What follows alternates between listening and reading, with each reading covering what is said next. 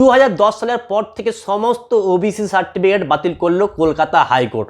এই কেসটা করা হয়েছিল 2012 সালে এবং এর রায় বের হলো 2024 সালে এবং 2024 সালের রায়ে কলকাতা হাইকোর্ট পরিষ্কারভাবে জানিয়ে দিল যে 2010 সালের পর সমস্ত ওবিসি সার্টিফিকেট বাতিল করা হচ্ছে এবং এই ওবিসি সার্টিফিকেট বাতিল করার ফলে সবথেকে বেশি প্রভাবিত হচ্ছে মুসলিম সম্প্রদায়ের মানুষেরা এবং ওই ওবিসি সার্টিফিকেট দেখিয়ে যারা এখনও পর্যন্ত চাকরি পেয়ে গেছেন তাদের চাকরি বহাল থাকবে, কিন্তু পরবর্তীকালে আর কেউ এই ওবিসি সার্টিফিকেট দেখিয়ে চাকরি পাবেন না।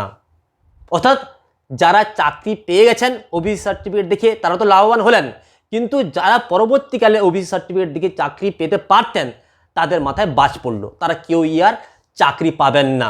সুতরাং একটা সম্প্রদায়ের বা কিছু সংখ্যক মানুষের তো লাভ হলোই, কিন্তু কিছু সংখ্যক মানুষের খুব ক্ষতি হয়ে গেল এই রায়ের ফলে। তো ওবিসি সার্টিফিকেট দেখিয়ে সবথেকে বেশি লাভবান হয়েছিল মুসলিম সম্প্রদায়ের মানুষেরা। এসসি ক্যাটাগরির মধ্যে হিন্দু সম্প্রদায়ের মানুষেরা পড়ছে এবং এসটি ক্যাটাগরির মধ্যে আদিবাসী সম্প্রদায়ের মানুষেরা পড়ছে। অন্যদিকে ওবিসি ক্যাটাগরির মধ্যে সবথেকে বেশি মুসলিম সম্প্রদায়ের মানুষেরা পড়ছে এবং ওবিসি সার্টিফিকেট বাতিল হয়েছে প্রায় 5 লক্ষেরও বেশি। এর ফলে সবথেকে বেশি প্রভাবিত হচ্ছে মুসলিম সম্প্রদায়ের মানুষেরা, যারা ওবিসি সার্টিফিকেট দেখিয়ে এতদিন পর্যন্ত চাকরি পেতেন, যারা ওবিসি সার্টিফিকেট দেখিয়ে স্কুল কলেজে ভর্তি হতেন, স্কলারশিপ পেতেন, তারা প্রত্যেকেই প্রভাবিত হবেন।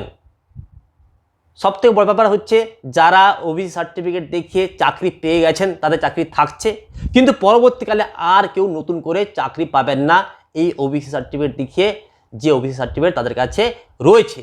নতুন করে নতুন নিয়ম হবে এবং নতুন নিয়ম অনুযায়ী আবারও ওবিসি সার্টিফিকেট দেওয়া হবে। এখন দেখা যাক যারা এই ওবিসি সার্টিফিকেট পেয়েছিলেন তারা নতুন নিয়মে কি ওবিসি সার্টিফিকেট আবার পুনরায় পাবেন, এটা সবথেকে বড় প্রশ্ন।